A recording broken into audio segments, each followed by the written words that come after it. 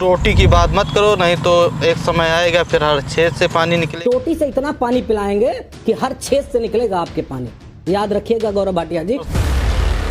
उन्होंने नेताजी के बारे में अपशब्द कहे, टोटी वाला शब्द बोला जो मेरे ख्याल से लगातार विवादों में रहा और वो राष्ट्रीय अध्यक्ष जी के लिए था, तो फिर मुझे वो बयान देना पड़ा। कोई तो अभी 2-3 दिन पहले उनका एक डिबेट आया था, देखे थे आप? तो ट्वीट भी किए थे जी। कुर्ता पहने थे, नीचे कुछ पहने नहीं थे, तो इतना इशू बनाने की क्या जरूरत है? घर पे थे, हो गया, घटना हो गया। मेरा कोई इशू नहीं है, वो तो सोशल मीडिया पे वायरल था। पूर्व सपा नेता वर्तमान भाजपा प्रवक्ता गौरव भाटिया जी का बयान था।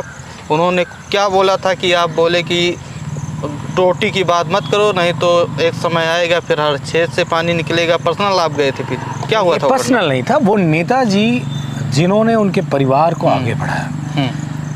भाटिया जी बड़े नेता थे समाजवादी पार्टी के, उनके पिता जो हैं जी, और वकील भी बड़े थे, महाधिवक्ता भी रहे, अपर महाधिवक्ता ये भी रहे गौरव भाटिया, राज्यसभा के सांसद भी रहे।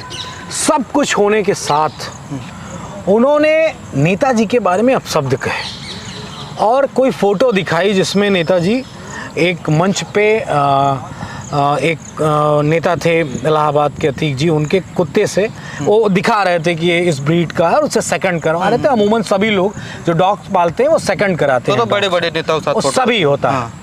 तो उस पे नेताजी को टिप्पणी की उन्होंने गलत और टोटी वाला शब्द बोला जो मेरे ख्याल से लगातार विवादों में रहा और वो राष्ट्रीय अध्यक्ष जी के लिए था, तो फिर मुझे वो बयान देना पड़ा। कोई मैं बड़े उस मन से नहीं दिया था कि मुझे कोई हाईलाइट होना है, या मैंने तो अपने नेता के प्रोटेक्शन में, अपने नेता की ईमानदारी और उनका जो पूरी उनकी जो एक चरित्र है बेहतरीन, उसको ख़त्म करने के प्रयास से जो बीजेपी ने षड्यंत्र रचा था, उस वजह से मैंने, और वो पता नहीं, मुझे लगता भी नहीं कि मैंने सोच के बोला होगा।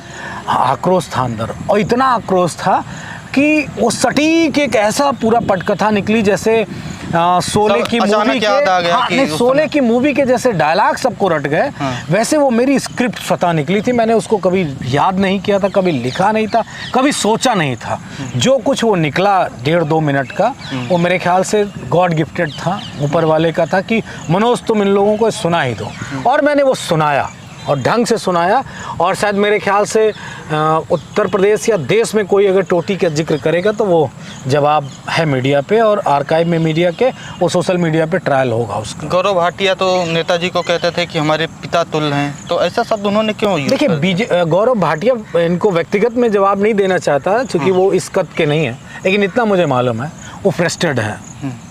जो व्यक्ति यहाँ अपर महाधिवक्ता रहा हो, जिसके पिता राज्यसभा के मेंबर रहे हों, उत्तर प्रदेश के महाधिवक्ता रहे हों, उस व्यक्ति का बेटा बीजेपी में प्रवक्ता बन के रह रहा है और 10 साल 11 साल की सरकार हो गई, उसको कुछ मिला तक नहीं, तो फ्रस्ट्रेट रहता है। इसीलिए श्रद्धेय नेताजी को, राष्ट्रीय अध्यक्ष जी को, समाजवादी पार्टी को इतना गालियाँ देते हैं कि जिस तरीके से किसी तरह गाली देके ही शायद बीजेपी उनके सामने कुछ टुकड़े फेंक दे और वो पूंछ हिलाते हुए उन टुकड़ों को एक्सेप्ट कर ले, इसीलिए इस तरह की बात कहते हैं। मुझे अच्छा नहीं लगता ये कहना। गौरव भाटिया जी का जिक्र हो रहा है, तो अभी 2-3 दिन पहले उनका एक डिबेट आया था, देखे थे आप? तो ट्वीट भी किए थे जी।